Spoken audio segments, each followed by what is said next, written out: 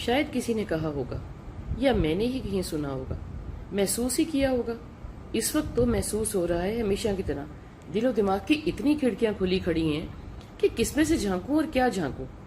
دل گھبرایا کھڑا ہے، آنسو آئے کھڑے ہیں اور قلم چل نہیں رہا، ہاتھ کانپ رہا ہے کہ کیا لکھوں اور کیسے لکھوں، کیا کروں، کیا کہوں۔ کوئی مجھے کبھی کیوں نہیں ملتا جس سے بات کیے بنا بات ہو جائے، سوال کے بنا سوال نہ آئے۔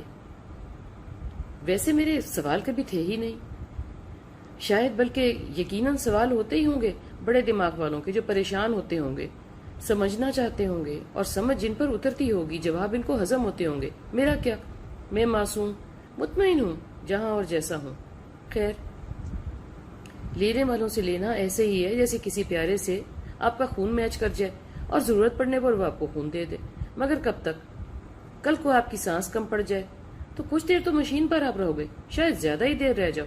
کیا ستم ظریفی ہے، میری بنائی مشین ہی میری زندگی کا سامان بنے گی اور بنا اجازت ہی ایک دن فیل ہو جائے گی، بدکماش بد تہذیب اولاد کی طرح پڑے رہے گی کمرے کے کسی کونے میں، اور لوگ آپ کو مجھے گورستان کے کسی کونے میں داب آئیں گے۔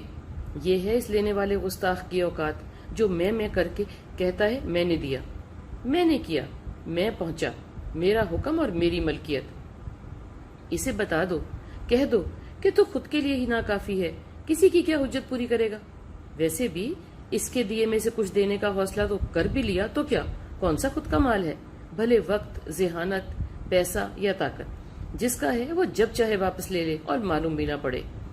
پڑا ہے نا، تخت کیسے الٹ گئے، ریاستیں کیسے زمین بوس ہو گئیں، خاندانوں کے کیسے نام و نشان نہ رہے، تاریخ جغرافیہ بھی نہ بنا۔ سو کوئی کتنا ساتھ دے گا؟ میں تو اندر کی سانس باہر نہ پھینکوں تو اگلی نہیں آتی۔ کوئی کچھ نہیں کر سکتا، مدد بھی اگر خالق مالک نہ چاہے، جتنا نہ چاہے۔ کسی کی کیا مجال کہ ایک لمحہ بھی بڑھا دے اس کے بغیر حکم کے، یا گھٹا سکے۔ وہ حی القیوم ہے، میں خاکی اور فانی۔